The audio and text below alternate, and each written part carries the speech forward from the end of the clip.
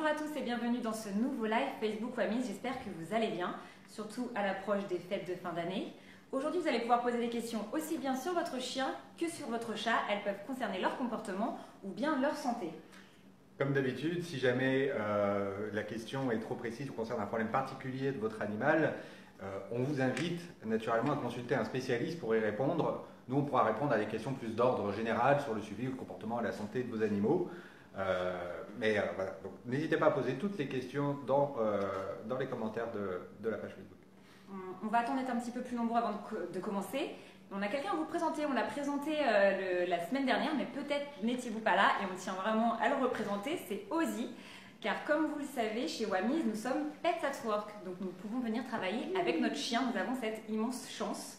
Et voici Ozzy, qui est un berger australien miniature. Oula. C'est encore un petit bébé, il est un petit peu anxieux. Il est un petit peu. Pour venir nous voir. Il va juste faire un petit coucou et on va laisser on va le relibérer. On va laisser gambader. Il n'aime pas être trop porté sur les genoux et c'est plutôt normal parce que pour cette race de chien, de toute façon, même en grandissant, après, c'est plus tellement adapté sur les genoux. Donc, bon, c'est pas forcément une habitude à leur donner. Mais bon, là, c'est pour vous le montrer. Très mignon, puis voilà. En plus, il part avec un jouet. Là, on va t'en donner un autre. Voilà.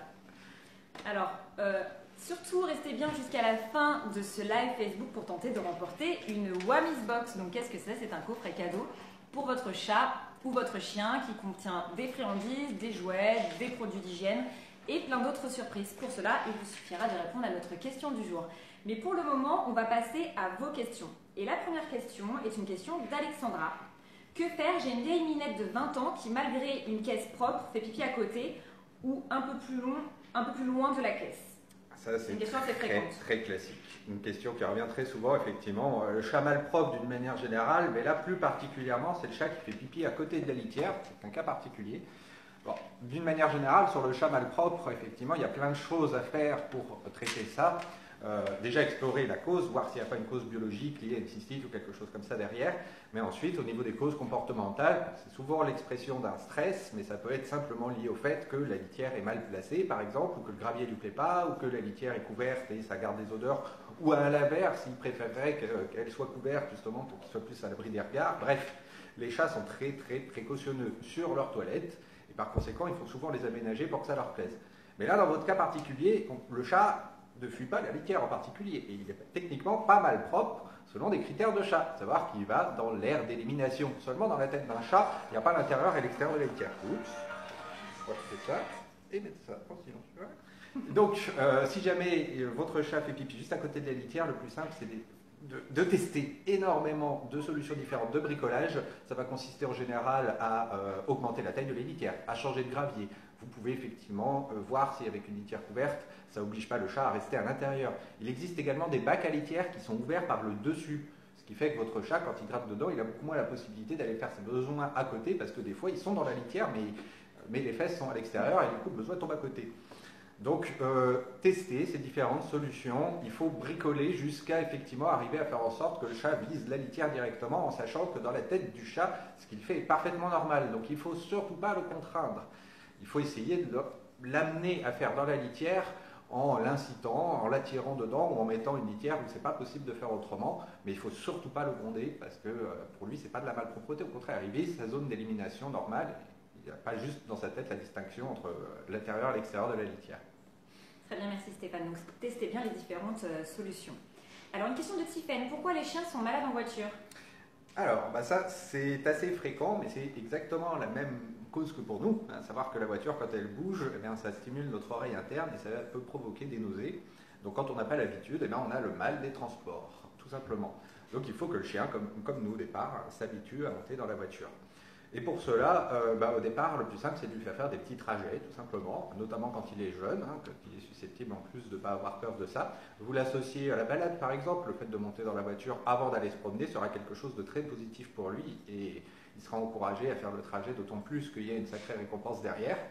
Et puis naturellement, pour les animaux qui ne tolèrent absolument pas la voiture, dans les moments où vous devez l'emmener, par exemple quand vous partez en vacances, Voilà, il ne faut pas hésiter à utiliser effectivement des médicaments qui peuvent apaiser l'animal et lui permettre justement de se sentir mieux pendant la voiture.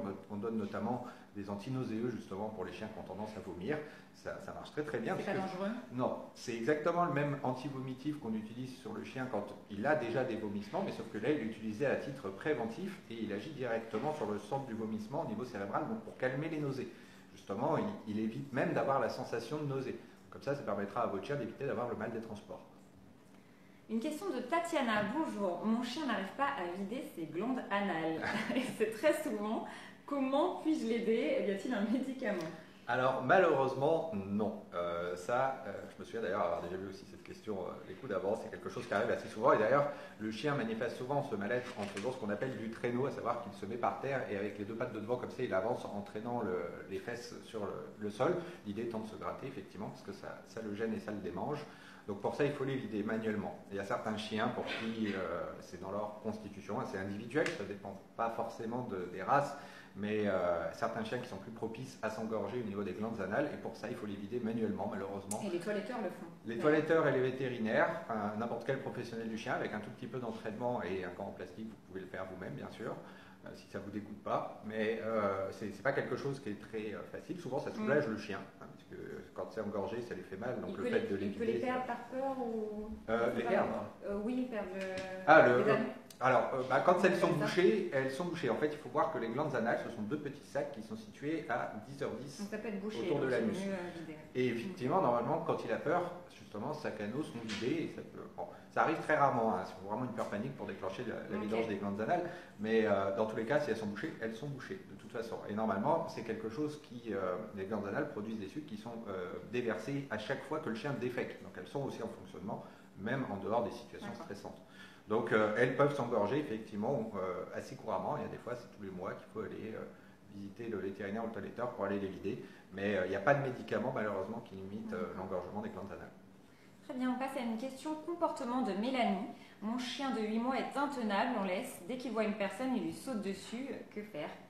Ça, c'est assez fréquent. Et ça dépend s'il le fait en balade ou pas. A priori, elle parle de la laisse, donc a priori, il le fait en balade. Eh bien, il faut savoir que la balade en laisse, ce n'est pas une balade pour le chien. C'est un moyen d'aller au point A, un point B en ayant un contrôle sur le chien, mais le chien, il n'est pas libre lorsqu'il fait sa balade en laisse. Et par conséquent, ses besoins d'activité ne sont pas forcément satisfaits. Donc ça peut être lié possiblement à une frustration liée au fait qu'il a très envie de jouer, de courir, d'aller voir d'autres gens, d'avoir des activités sociales avec d'autres chiens ou d'autres humains, qui ne peut pas. Donc peut-être voir dans les conditions dans lesquelles vous le promenez s'il y a un moyen d'obtenir un espace où il peut faire ça sans que ça pose problème. Et puis après, ça va être de l'éducation, lui apprendre la marche en laisse tout simplement pour qu'il reste concentré sur vous et pas sur ce qui se passe autour tout simplement.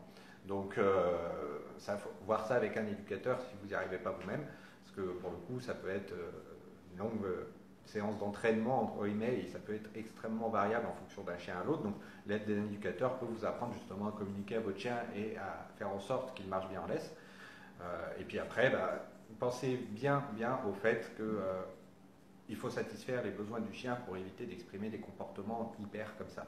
Donc n'hésitez pas à par exemple trouver un parc pour le lâcher éventuellement. Là il pourra aller jouer avec les autres chiens, sauter tout ce qu'il veut sans que ça pose problème. Très bien, merci Stéphane. On passe à une question chat. Elena, bonjour. Mes deux chats, femelles stérilisées, se battent régulièrement et sont très jalouses l'une de l'autre. Donc c'est peut-être une interprétation. Comment faire pour tenter d'apaiser la situation? Effectivement, la jalousie est une interprétation. Le chat n'ayant pas la notion de propriété ou de possession, c'est pas un problème. Par contre, le chat est un animal qui est assez, on va dire, solitaire.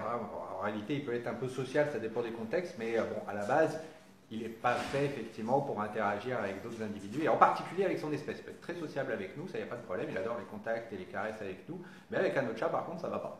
Donc, effectivement, souvent, quand on a deux chats, c'est assez rare qu'ils interagissent ensemble de manière très positive. La plupart du temps, ils vivent chacun dans leur coin, ils font leur vie, et puis moins ils se croisent, mieux c'est.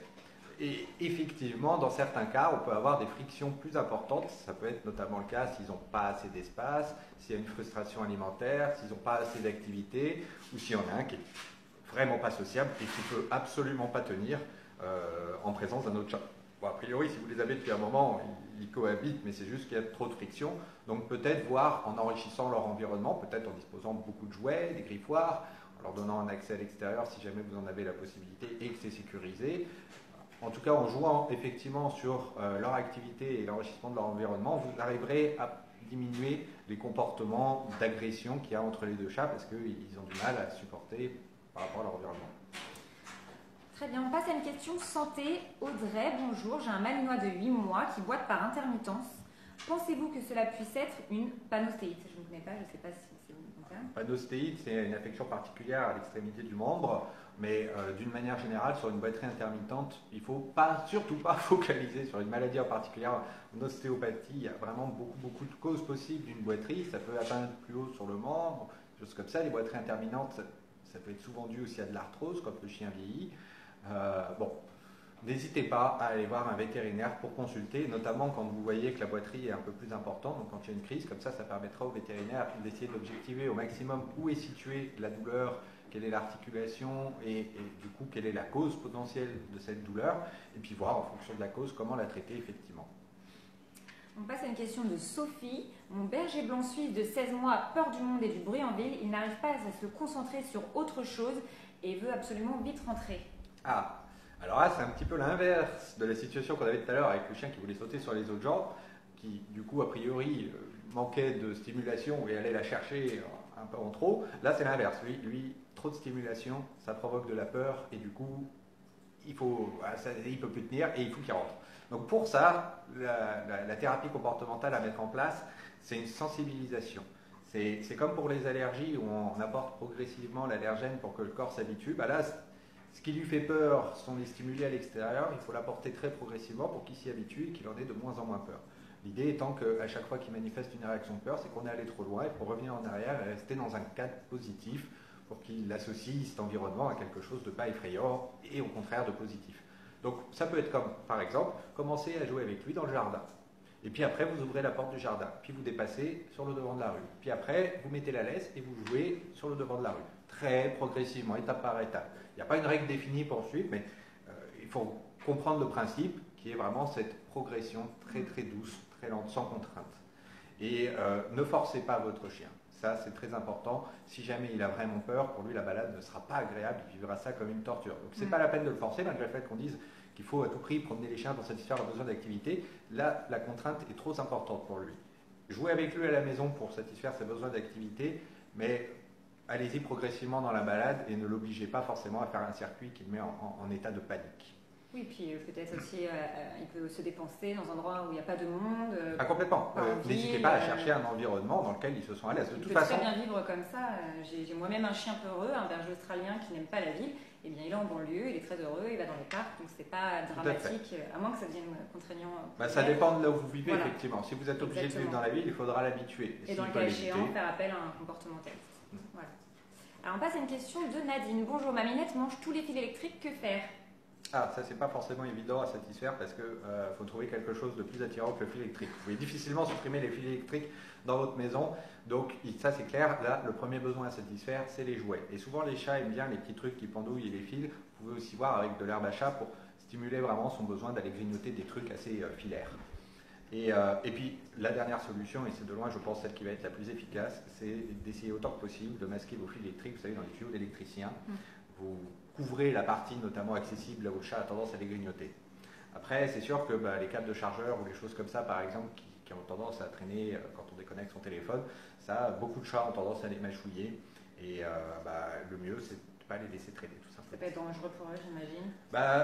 Il risque assez peu de l'ingérer en entier parce que c'est quelque chose d'assez compliqué. C'est pas comme quand il joue avec une ficelle où là, par contre, effectivement, il y a un gros danger. Se prendre un coup de jus sur un câble d'alimentation de téléphone, il n'y a aucun risque. Par contre, c'est sûr que s'il grignote le câble d'alimentation de l'ordinateur ou un fil électrique quelconque, là, le danger est beaucoup plus important. Et ça, de toute façon, c'est clair que le plus simple, c'est aussi de protéger les fils à ce moment-là. Et débrancher en journée, peut-être aussi. Ça, c'est à envisager. Et sinon, effectivement, le risque qu'il mange des petits morceaux de caoutchouc, des trucs comme ça, c'est pas un risque très important, parce que ça reste des tout petits morceaux de caoutchouc, c'est pas du tout pointu ou quoi que ce soit, ça risque pas de se coincer dans le tube digestif, ça va juste traverser. Donc voilà, s'il avale un peu de gaine de fil, ça c'est pas bien grave. Très bien, merci Stéphane. On passe à une question de Laura. Bonjour, mon Carlin a 4 ans. et il est il n'est pas propre. Il le sort 4 fois par jour et le matin, il a toujours des pipis. Et quand sa maîtresse le sort, il tourne au moins 6 fois avant de choisir de quel côté il veut faire pipi. Et ça, à chaque fois, voilà, demande s'il y a des solutions, si c'est normal. Ouais, bah, vous semblez avoir un chien qui est aussi précieux qu'un chat sur ses pipis, voilà, et qui du coup a estimé que le faire à l'intérieur quand il est au calme et qu'il peut faire son tour sur lui-même pendant des heures, eh ben, c'est peut-être un endroit plus confortable. Donc pour ça, une bonne chose à faire pour le coup, là, c'est de la pure éducation. Votre chien n'a pas de problème, c'est juste qu'il n'a pas forcément les apprentissages qu'on souhaite par rapport à ça. Voir avec un éducateur tout simplement pour essayer vraiment de le stimuler à faire dehors avec une éducation positive, de la récompense, hein, ça peut être une récompense alimentaire si jamais justement il a du mal à se stimuler et à être motivé pour des trucs comme ça. Ne pas le gronder, surtout. Trouver une motivation forte, effectivement ne pas le gronder, vous pouvez utiliser un peu, on va dire, une stimulation négative quand vous le surprenez, tout simplement, vous l'interrompez et sans forcément lui hurler dessus, vous le prenez, vous l'emmenez dehors et là vous attendez qu'il s'exécute et là vous récompensez. Et à ce moment-là, mais seulement si vous le prenez sur le fait. Et à ce moment-là, le chien fera l'association, effectivement, à l'intérieur, mon maître, il m'emmène à l'extérieur, j'ai une félicitation, donc il fera la bonne association. Mais surtout, ne pas le gronder si jamais vous découvrez, après coup, même 5 minutes après, c'est trop tard, même 1 minute, c'est trop tard. Donc, ne surtout pas le gronder pour ça. Privilégiez l'éducation positive. On passe à une question chat de Camille. Bonjour, ma chatte crache sur ses chatons de 5 mois. Est-ce normal et que puis-je faire? Bah oui, malheureusement. C'est normal, c'est fréquent. À 5 mois, on est déjà bien âgé pour les chatons. Le chaton est un chasseur quasiment autonome dès l'âge de 2 mois puisqu'il obtient la capacité de digérer les protéines à ce moment-là. Donc il peut déjà commencer une alimentation solide assez tôt. Après, évidemment, le sevrage est mieux quand c'est plus tard, puisque comme ça, le chat peut apprendre justement des comportements sociaux, et notamment être plus sympa avec ses congénères.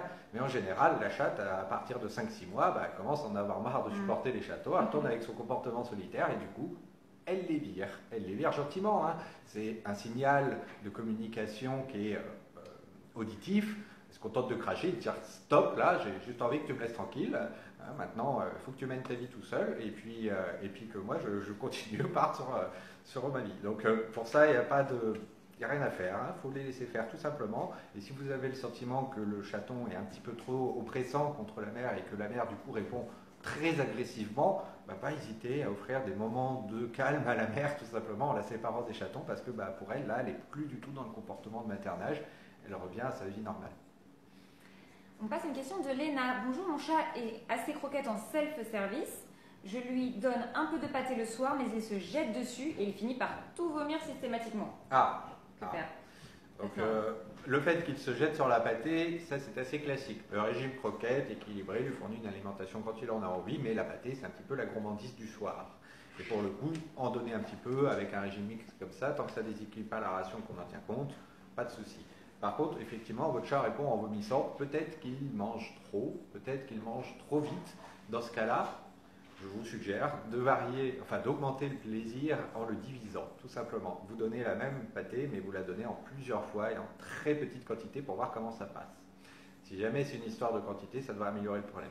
Après, il peut aussi vomir parce qu'il fait une réaction, c'est d'ordre allergique, bien qu'en général on ne connaisse pas la cause, mais en tout cas, il ne tolère pas cet aliment-là en particulier. Ça peut être à essayer, du coup, avec une autre pâtée qui ne provoque pas de réaction de gastrite au moment où il l'avale. Jouer sur ces deux notions-là, éventuellement tester une autre pâtée et voir en fragmentant la quantité pour pas qu'il y en ait trop, pour voir si ça limite la gastrite. Sinon, parlez-en à votre vétérinaire, tout simplement. Merci Stéphane. On va poursuivre encore avec quelques questions, mais il est temps de passer à notre jeu concours pour tenter de remporter une Wamiz Box pour votre chat ou votre chien. Et la question du jour est, quelle est cette race? Alors, il vous suffit de répondre en commentaire. Un gagnant sera tiré au sort parmi les bonnes réponses et sera recontacté par Wamiz en message privé. On poursuit donc avec une question de Corinne. Bonjour, je voudrais savoir pourquoi ma chatte mange sa litière et que faire, ces autres chats ne le font pas. C'est assez rare, ça, par contre. Effectivement, on appelle ça, c'est un peu comme du pica, en fait, elle se met à grignoter des choses qu'elle ne devrait pas grignoter. Alors là, pour le coup, je vous recommande vraiment la consultation avec le comportementaliste parce que explorer les causes pour ce genre de choses, c'est pas forcément évident. Ça peut être la manifestation d'un problème qui est tout autre et qui n'a absolument rien à voir avec ça. Donc là, ça va être important d'analyser l'environnement, le contexte dans lequel il vit, combien il y a d'autres chats, depuis combien de temps, son âge, les rapports quotidiens qu'il a avec les individus présents dans son environnement dans la journée, etc. et essayer d'objectiver un petit peu la raison pour laquelle il pourrait manifester un comportement comme ça, qui peut exprimer un stress, une frustration alimentaire ou encore simplement un comportement compulsif. Ça, les causes peuvent être assez variables. Donc là, pour le coup, je vous conseille de voir un comportementaliste si le comportement, effectivement, est très dérangeant. Hein. Par exemple, que ça lui provoque des diarrhées ou des gastrites ou des choses comme ça. Merci Stéphane.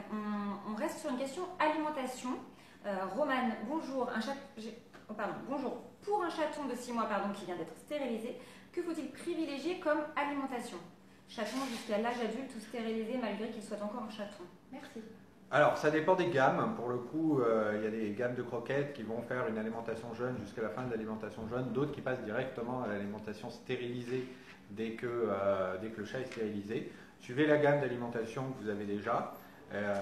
Après, c'est pas très très grave si vous prolongez un aliment chaton encore quelques mois après la stérilisation avant de passer à l'aliment chat adulte stérilisé. Les besoins du chaton de toute façon varient au niveau individuel. Après, globalement, à partir de 1 an et demi, il commence à avoir les besoins nutritionnels d'un adulte puisqu'il finit sa croissance à peu près dans cette période. Donc c'est progressif, hein, c'est pas extrêmement grave si vous donnez un aliment chaton un peu plus longtemps que prévu ou des choses comme ça. L'aliment chaton est un peu plus chargé en protéines et certains nutriments qui sont essentiels pour le développement du chaton, mais les avoir un petit peu en excès à l'âge adulte alors qu'il a fini sa croissance n'est pas un problème tant que vous passez sur l'aliment adulte à l'âge adulte, c'est-à-dire autour d'1 an et demi, effectivement. Alors sur une question chat, une question d'Inès, à quelle fréquence faut-il donner le vermifuge pour un chat d'intérieur? Moi je recommande le vermifuge, souvent on prescrit 1 à 4 fois par an. Pour un animal d'intérieur qui n'est absolument pas exposé à l'extérieur, mais qui peut effectivement de temps en temps, c'est rare, mais dans l'alimentation, on peut avoir des vers aussi, ça peut arriver. Donc ça peut être bien de le faire effectivement 1 fois par an. On passe à une question de Déborah. Bonjour, quand est-ce que mon chien, de bientôt 2 ans, va arrêter de manger le canapé? Elle ne reste jamais seule très longtemps. Ça va pas se faire tout seul. Donc il ne faudra pas attendre que ça arrive parce qu'elle vieillit. Votre chien a des besoins d'activité et en l'occurrence, quand il reste seul, il va chercher à s'occuper et malheureusement, l'intégralité de la maison peut être potentiellement un jouet. Donc pour ça, il ne faut pas hésiter à lui fournir des jouets et le diriger dessus, sachant que ça n'empêchera pas forcément d'aller, si jamais il a appris qu'il a découvert pour lui que le canapé c'est quelque chose de super à découper et à mâchouiller. Il faut trouver un substitut qui soit plus attirant et qui fasse dévier son comportement du canapé vers ça. En tout cas, bien insister sur le fait qu'il faut bien satisfaire ses besoins par rapport à l'activité et l'attention pour éviter ce genre de destruction, puisqu'il s'agit effectivement d'un comportement de destruction. Alors une question de Catherine. Mon chien souffre d'une malformation cardiaque, la valve tricuspide. On l'a détecté seulement en mai. C'est un chien qui faisait de l'agility, des randonnées, très actif.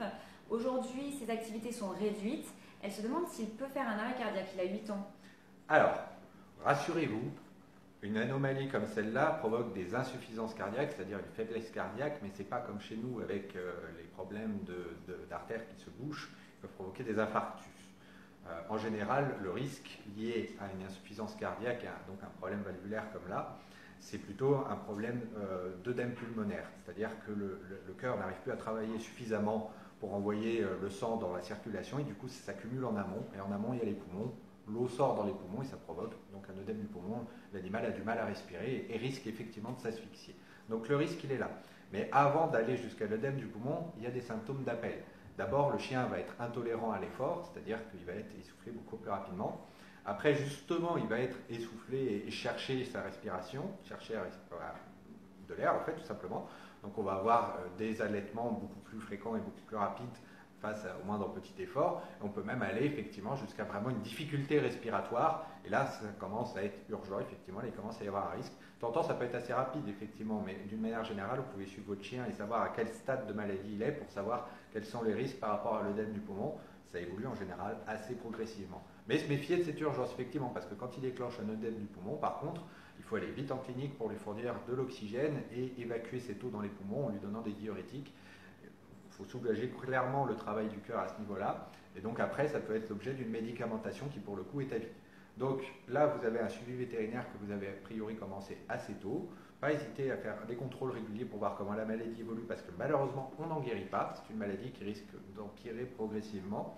Les médicaments peuvent servir à limiter les conséquences et notamment les risques par rapport à l'œdème du poumon. On passe à une question de Valou. J'ai un chihuahua de 8 ans possessif et dans une semaine, une copine chihuahua adoptée de 8 ans va venir vivre avec nous. Comment faire pour que tout se passe bien? Alors effectivement, possessif, mais le chien n'a pas la notion de propriété comme je l'ai dit tout à l'heure, je le rappelle, donc en réalité il est juste très très social, avec de hauts besoins d'attention. Donc en avoir un deuxième n'est pas problème, il ne va pas avoir le sentiment de vous perdre. Par contre, il ne faudra surtout pas négliger ses besoins sociaux et donc continuer à lui fournir autant d'attention et d'activité qu'avant, parce que si jamais vous le divisez en deux, eh bien lui il va ressentir une frustration et il risque de le manifester effectivement. Donc l'important pour bien accueillir le précédent, et c'est exactement la même chose avec l'arrivée d'un bébé ou l'arrivée d'un chat, enfin bref, d'une manière générale, un changement comme ça dans l'environnement d'un chien qui a besoin de beaucoup d'attention, hein, c'est souvent le cas des chihuahuas, et bien, il faut continuer à essayer de maximiser son quotidien d'avant, les petits rituels que vous aviez, la manière que vous aviez de distribuer la nourriture, tout ça, il faut essayer de garder au maximum ces petits rituels-là pour que lui ne se sente pas trop déstabilisé par l'arrivée du nouvel individu, tout simplement. Et bien, on va terminer avec une question de Sylvie. Du jour au lendemain, mon chat, qui a 8 mois, s'est mis à cracher et griffer tout le monde, mais c'est une crème avec l'un de mes fils et moi. Que puis-je faire? Alors, dans un changement de comportement aussi brutal sur l'agressivité d'un chat, la première chose qu'il faut rechercher, c'est s'il n'y a pas une cause biologique.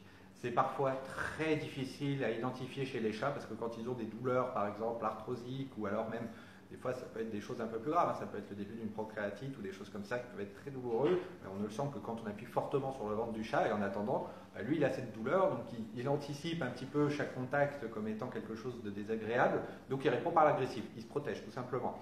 Donc ça, c'est la première chose à faire. Il faut aller explorer, voir si effectivement il n'y a pas un changement à ce niveau-là. Et après, pourquoi est-ce qu'il aurait changé de comportement brutalement s'il n'y a pas de cause biologique? Là, ça peut être très variable en fonction des chats. Il peut décider du jour au lendemain que la relation qu'il a avec vous et votre fils lui convient et que les autres humains, il n'en a plus besoin. Donc, il rejette, il demande de s'éloigner aux autres humains qui l'approchent, tout simplement. Et puis, en vieillissant, les chats peuvent aussi devenir un peu plus gâteux, un peu plus sensibles et se mettre à avoir des changements de comportement comme ça, assez brutaux. Bon. Mais je vous dis, la première chose à vérifier, c'est vraiment de chercher s'il n'y a pas une cause biologique. Très souvent, un chat qui devient agressif du jour au lendemain, c'est qu'il a mal quelque part. Eh bien, c'est la fin de ce live Facebook. La réponse à notre question du jour était le dalmatien, pardon. Bravo au gagnant, il sera recontacté en message privé par Wamiz. Malheureusement, on n'a pas pu répondre à toutes les questions, mais vous pouvez les poser sur wamiz.com dans la rubrique questions-réponses, et un de nos experts y répondra. Et en attendant...